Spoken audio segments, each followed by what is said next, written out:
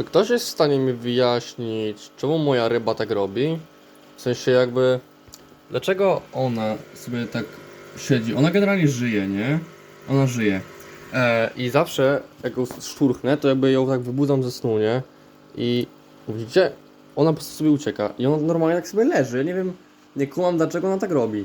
Za każdym razem, jak ma tylko możliwość, to ona tak po prostu sobie leży na tych tutaj roślinkach i odpoczywa, nie?